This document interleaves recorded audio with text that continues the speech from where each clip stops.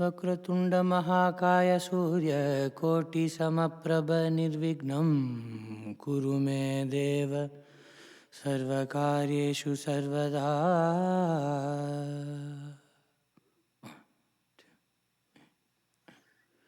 Green lights are green as I fall back.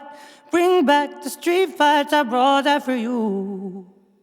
All that for you. Oh. Green lights are green as I fall back. Deep down I know that you're the only one. Only you. Fall night under the sunshine covered in gold. Still don't know how I'm getting home. No, I'm not ready for peace yet, deep in my soul. Vices scream, no, I'm not letting go. Hey, do the dance as we fall. Ooh, never know.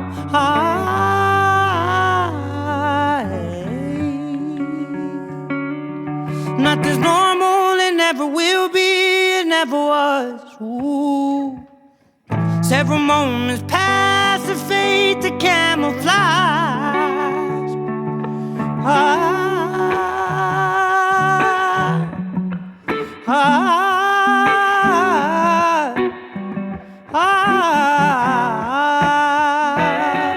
Wilted under the sunlight like a corsage. Thinking about the things and all the ways they were. Hey, do the dance as we fall. Ooh, never know. Hey, do the dance as we fall. Never know.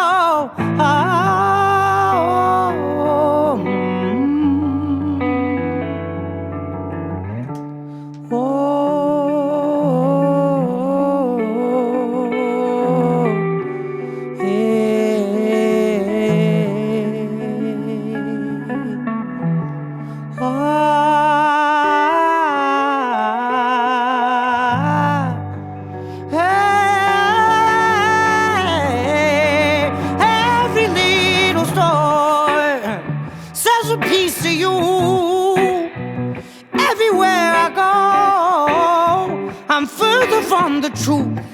Hey, do the dance as we fall. Never know.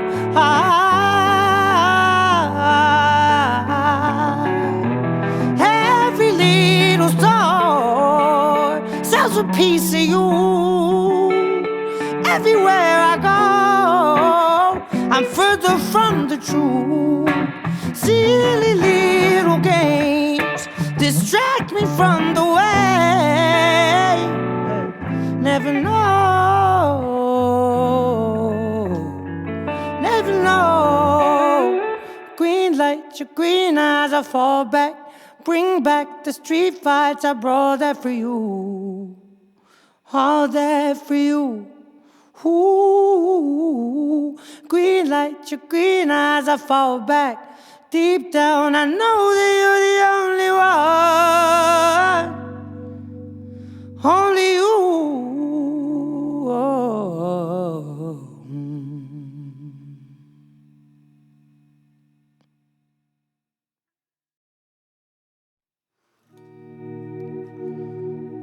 Standing still, waiting for a star. Surround me in forces unknown. Go on, shake the silence out of me.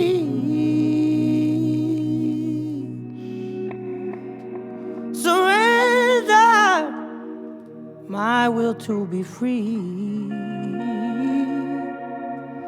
Take the parts of me that never meant a thing. Oh, are the parts of me just won't see. Turn around, don't mask me from sorrow. Color me in, I wanna stare it in the eyes. The sunshine blinding, serotonin leave it through the night. Muruga, Muruga, Muruga, Muruga.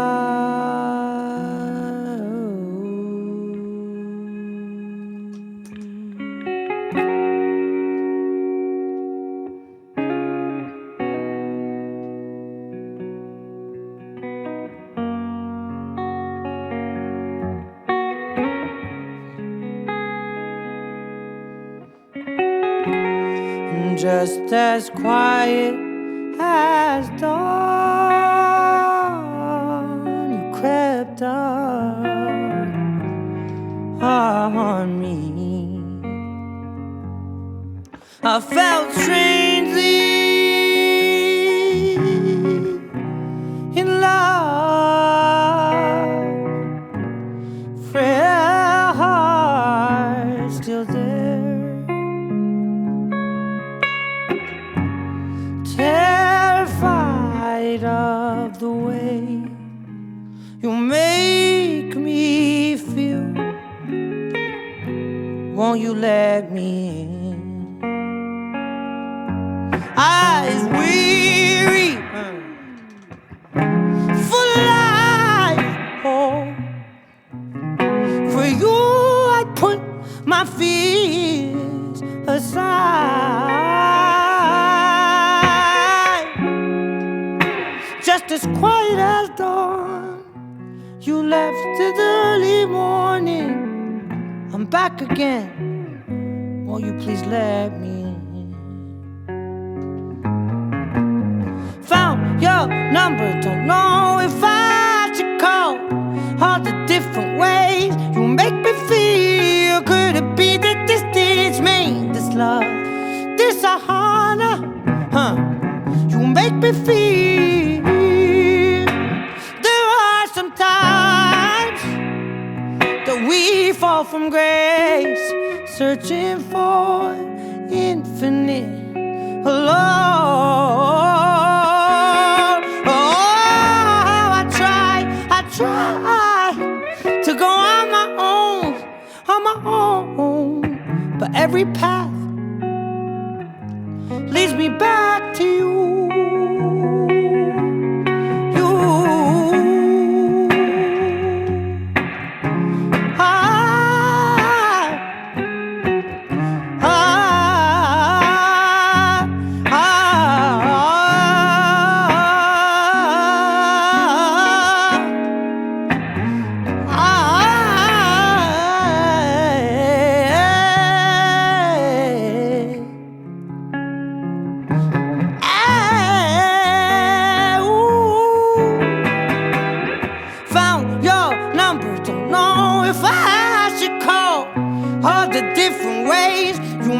Feel, could it be that this made this love, this Sahana, you make me feel,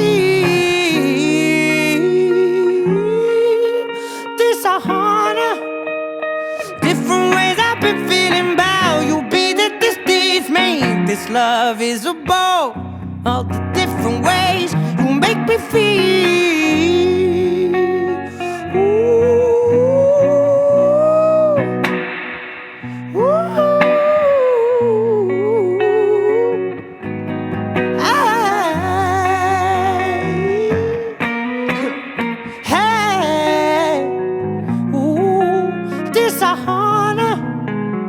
Different ways I've been feeling about you. This Sahana. Different ways I've been feeling about you. This Sahana. Yeah.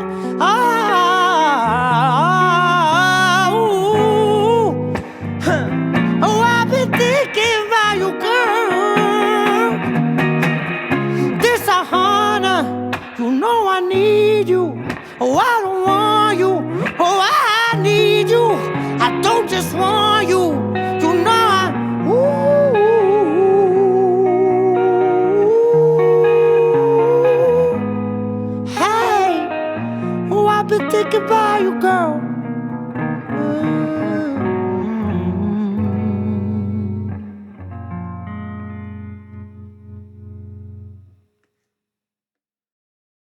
Hey, if you like this content, like and subscribe it. Join us. We really appreciate you listening, watching. Thanks for being here. Stand alone in your favorite tunnel, waiting for the light to return. Sincerity still within me.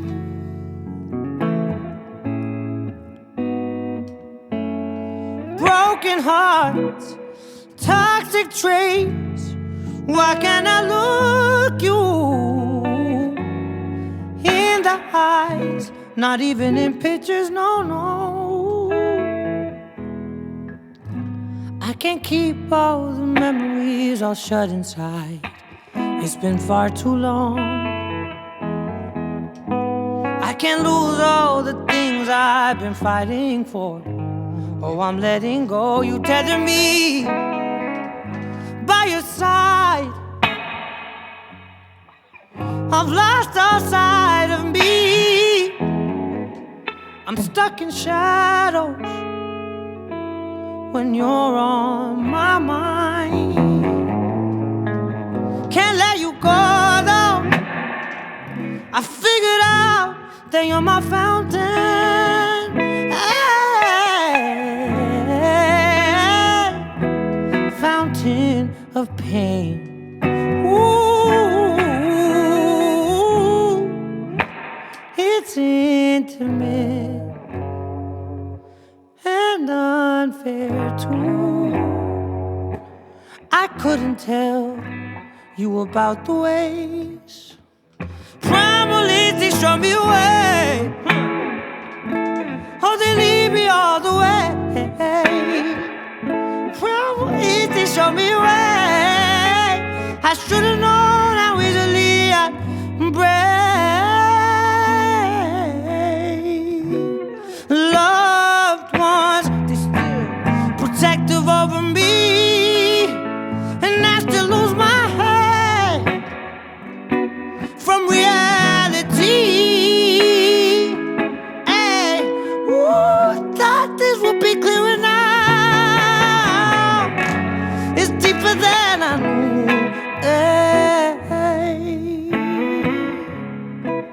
ooh. Do you think about me now? On the other side of it all, what you think about me now?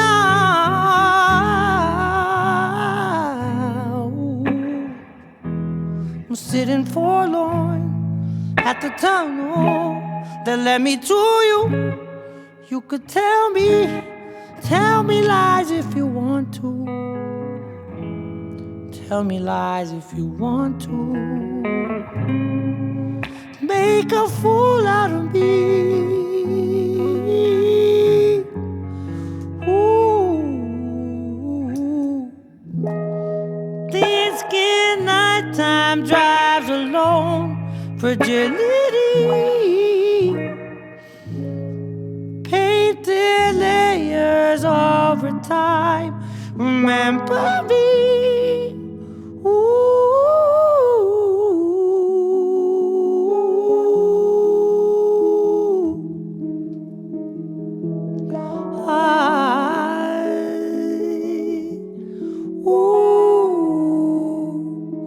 When I used to walk to the Charles, nothing ever mattered so much. Nothing ever mattered too much to me then, until you came along. Until you came along. Until you came along.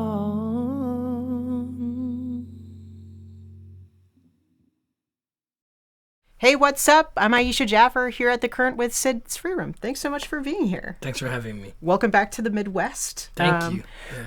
We're so excited that you're here at The Current Studios first time. Yep.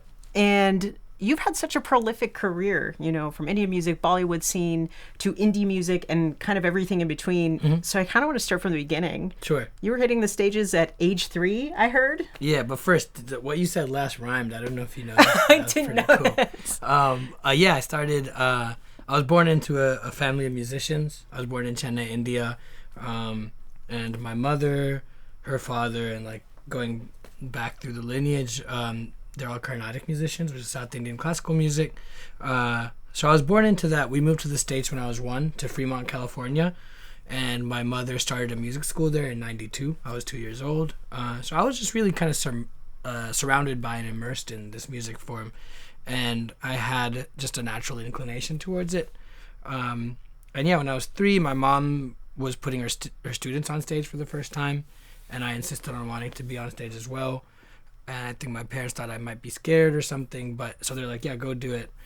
And I just fell in love with it. So it's kind of been no turning back since. And so, like, growing up, so you're doing that Carnatic music, the classical music of South India. Yeah. But then also there were R&B influences, right? Growing up in indie music, growing up. How did that kind of fit from hitting the stage to then ending up in Berkeley, which makes sense for music? Sure. I discovered, like, R&B soul when I was 7 or 8, just through, like, listening to the radio and flipping through stations and chancing upon a jazz station in the Bay Area where I grew up. And that was a really, like, pivotal moment for me because it led me down this beautiful rabbit hole of finding artists like Stevie Wonder and Luther Vandross, Donny Hathaway, Aretha Franklin, really, like, the greats. And why it was so important for me was because for the first time, coming from this Indian classical music foundation, I was able to find another form that felt like technically you use the same kind of chest voice and really using your entire voice and throwing it.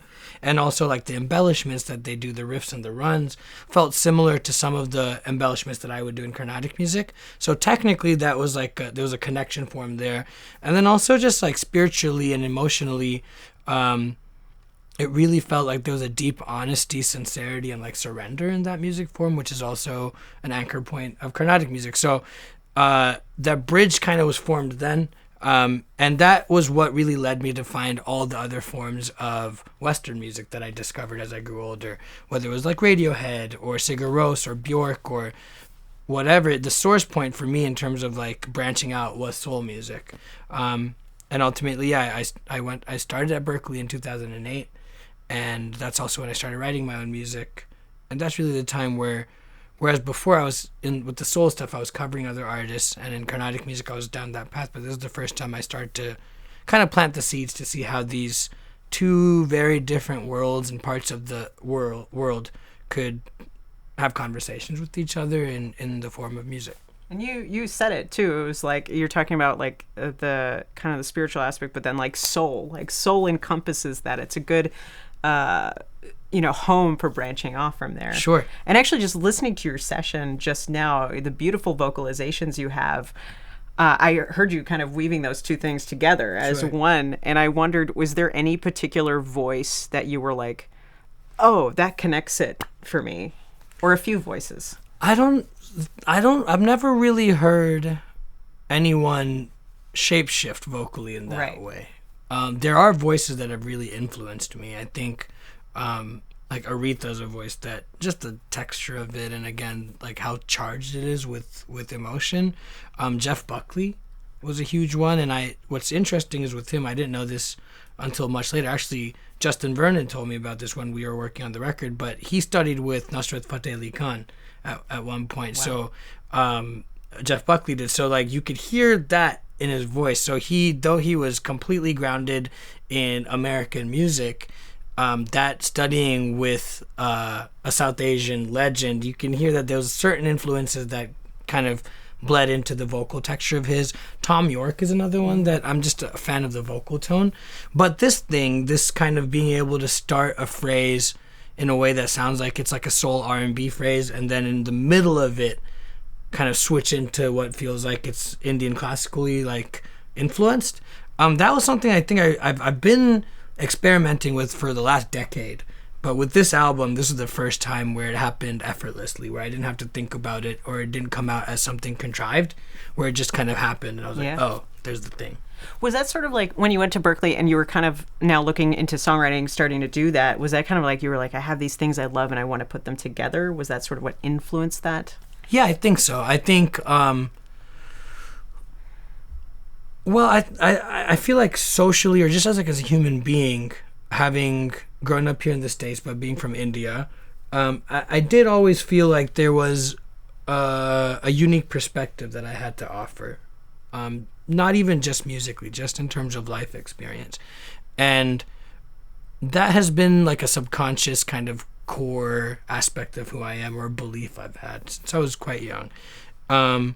So naturally that kind of made its way into the music when I started writing, because I started writing from a space of necessity. I was at Berkeley just like really homesick, and it became kind of my mechanism to work through that. And through that process, the coming together of the worlds just kind of started happening. I don't know if it was necessarily like an intentional, like, these are the different aspects of me and this is how it's going to come together. The source point wasn't intentional. It's probably something that happened accidentally when I was in a practice room just messing around with some chords. Once I realized that this could be a thing, then it became pretty intentional that I wanted to bring these things together and figure out how it could happen in the most seamless way. Admittedly, at first, it wasn't that good. You know, or like there'd be moments where I'd sing a whole song and then the end it'd be like, here's the Indian section, you know? And that felt so, at the time it felt fine, and I knew that it was a part of the discovery. And it took a lot of that, just chiseling away through the years to get to the point where it didn't have to be an intellectual thing anymore. Yeah. Well, I'm curious. So, okay, Berkeley, you're writing songs, you're doing things, and then I'm sort of missing this piece of the story. How did you like fall into the Bollywood scene and that music scene? Sure. So, this was like 2010. I was at Berkeley at the time, just mainly working on my own music, and then Carnatic music also, just kind of like continuing on that trajectory. And a composer named A.R. Rahman, who's a legend from southern India, the same city that I was born in. He had just won the Oscar that year for Slumdog Millionaire. But way before that, he's like one of the most integral musical influences of my life from like when I was born to now. And so I emailed him, be like, hey, here's some of my music. Check it out if you have a moment.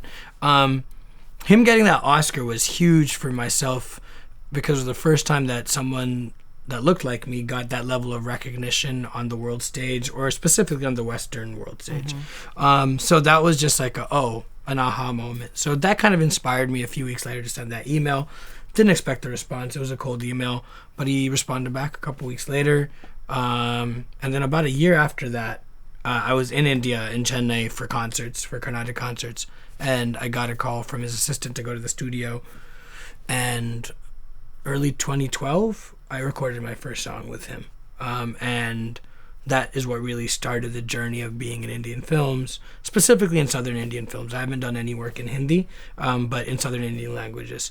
And yeah, started in 2012. It was a huge left turn for me as well, because I was on a certain path where I was writing my own music. I had a cover of a Frank Ocean song called We All Tried that really blew up in 2011.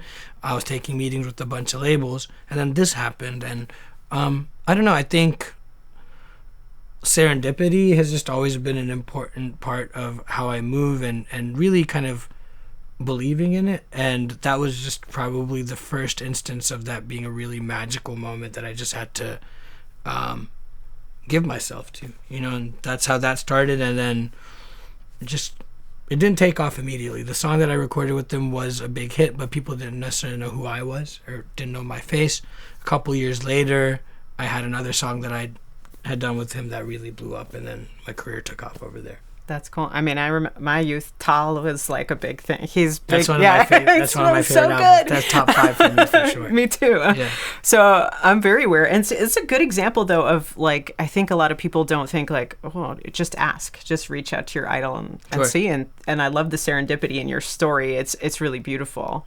So there was a moment then. So I remember hearing that you were talking about maybe you were going to move to India and stay there, but you decided to stay here at least for now. And so I'm wondering, what was it about staying here? What made you stay? Sure. So I think 2016 is the year where my career in India really took off and skyrocketed. The song came out on January 1st of that year. It really changed my life. I was still living in the U.S. at the time.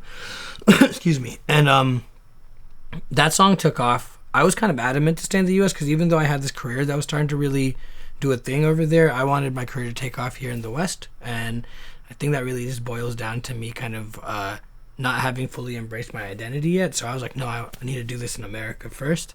My dad, who manages me, was like, oh, there's something going on over there. Let's go check it out. So we went to India, and that's when I started living there like 6 to 8 months out of the year. So I did that from 2016 to 2020. The career just continually grew, and 2020 was probably on paper, my most successful year. 2019. 2020 hit, the pandemic hit, and I came back to lockdown with my folks in Fremont, and that changed a whole lot for everyone. The whole kind of fabric of how we move changed, and that's when I started writing my own music again, like seriously. I kept hitting walls from then to like 2021, and at that point I was like, maybe I just give this up altogether and just move to India full time. Right around then, I connected with a producer named Ryan Olson, who's from Minneapolis. And we, again, serendipitously connected on Instagram. He's not really like a forward-facing like social media guy at all. Mm-hmm. But somehow our paths crossed digitally. And I took a trip to Minneapolis for 3 days, and that trip changed my life. So around that point was when I was going to move back full-time and just move to India. But this happened, and I was like, oh, no, there's something else going on. Great. Yeah. All right. Well, we're hanging out with The Current. We're hanging out with Sid Sriram here on The Current. I'm Ayisha Jaffer, and we're going to talk about your album since we're touching on it, called Sidharth. Yeah. And, okay, so I want to go back to the Ryan Olson. You guys were Instagramming each other, DMing each other. Yeah. Like, how did this all, let's rewind and, like, how did this all kind of connect, being that, like, maybe was Ryan on your radar, or the other way around? So what it was there's a photographer that I really love. His name is Eric Heck, and I'm just a fan of his work. Just again through Instagram, there's a certain way he treats color that is really beautiful, and him and Ryan are friends. So I follow Eric on Instagram, have been for years. Him and Ryan were just doing an Instagram live, just like a mix in the studios. Must have been like 3 or 4 in the morning, but it sounded awesome. So I started following Ryan after that, and he followed me back, and we just started exchanging messages, really. And he said, come out to Minneapolis, like we should make music out here. I'm a creature of habit, and I really get used to like a certain routine. So I'd been in LA and New York and Fremont and making music in these places, again hitting walls, not really having any breakthroughs, but I was still like, no, I think I'm just gonna stay here. My dad again was the one like, there's something happening in the Midwest, you should go check out a different city and just see what's going on. And my dad has the sixth sense with these kinds of things where he can just kind of tell. So I made the trip out. And Ryan's profile picture is not his face.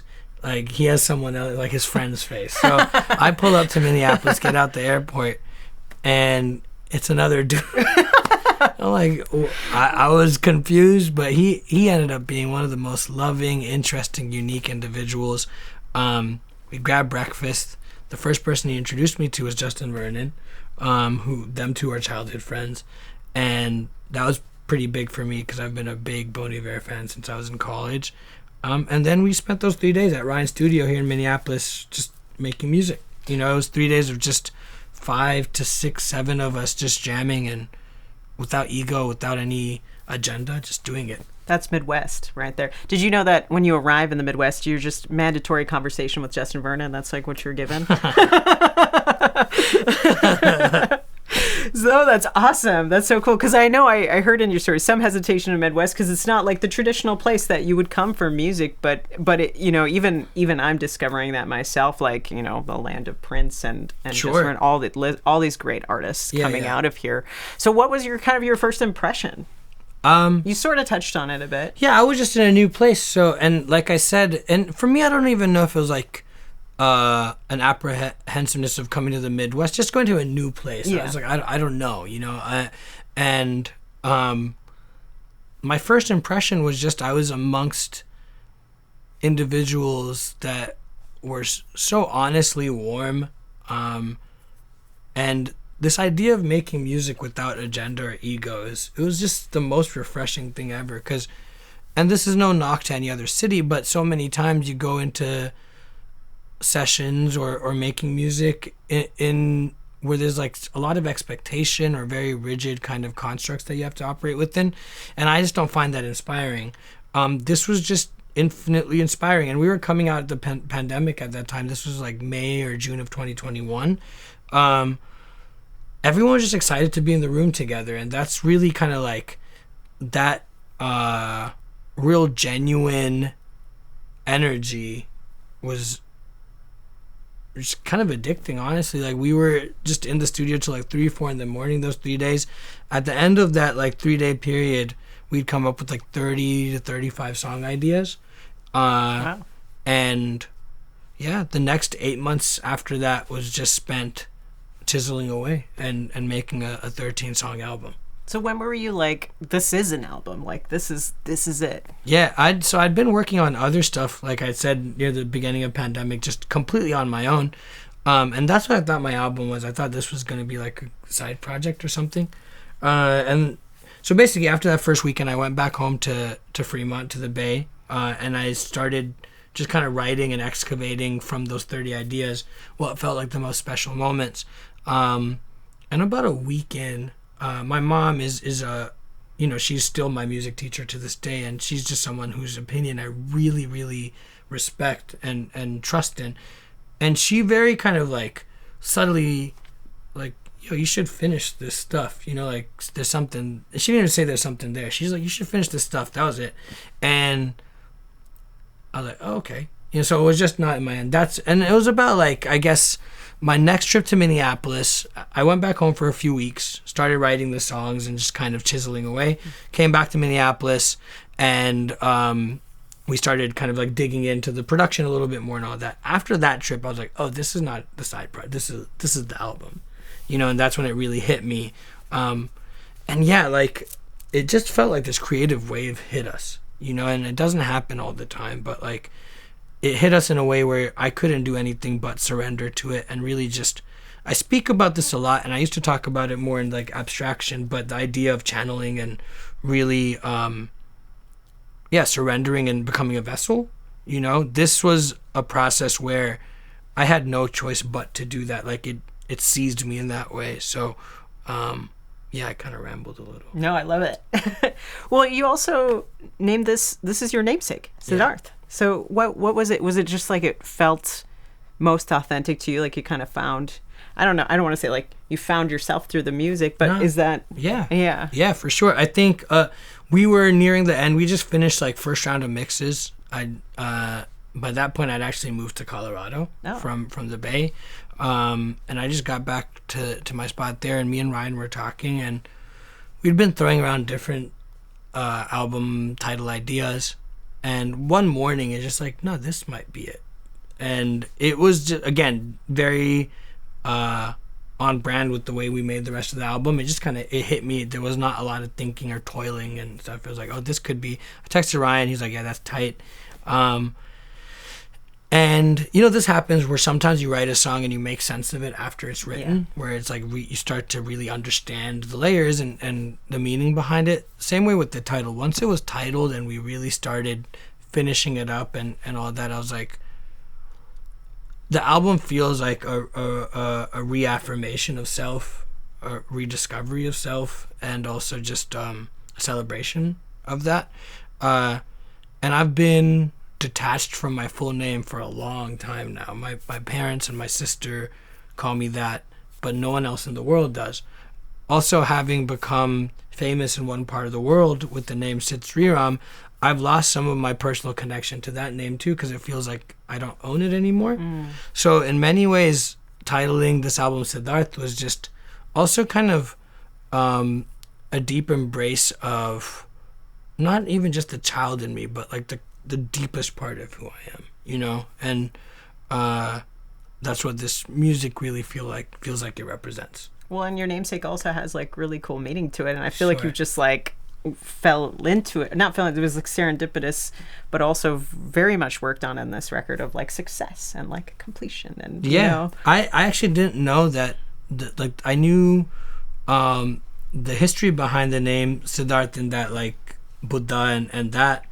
But I did not know what it meant until I titled it, and then I looked it up. Oh, really? Then I realized one who has achieved, and that opened up a whole new set of just like portals in my brain of achieved what, and what is achievement and all of this. But yeah, I had never taken the time to even understand the meaning of the name until titling it this. So it so many ways it just felt like a circling back around to the source. Yeah, I feel like serendipity is your life, and that's awesome. Well, I have to talk about one particular song that we're playing here on The Current, which I heard you sort of mash up. Yes. Quiet Storm is the song that we play, and it has such an intensity and a warmth to it. And I wondered if you'd be willing to talk about it a little bit. Yeah. I feel like that song, it really encapsulates the spirit of the album in the most kind of poetic and powerful way. Its subject matter is somewhat vast in that it's really like, I think about this a lot, but I think the idea of like autonomy on a spiritual level is a fallacy, and not that we don't have control over our actions and what we do, but I do deeply believe in the fact that we focus too much on control, and that takes away so much of the beauty of what life is. And this song is like Quiet Storm. There's a line near the end of it. It's when you finally see this is nothing short of magic. When you finally see this is nothing short of madness. I opened up my eyes and let the life flow. I'm forgetting my own lyric, but it's those first two lines. It's you know what? Let me finish. I opened up my eyes, let the lives of those before me pulsing through my veins. Yeah, that's what it is. So lives before. So it's like this idea of just surrendering, and the moment of surrender, especially when you're surrounded by forces unknown, surrounded by what feels like a hurricane. There's not much else you can do but surrender in those moments, and not from a space of weakness, but from a space of strength. And I think conceptually that's what that song really is. In terms of the song itself and its form, it's just like a journey, that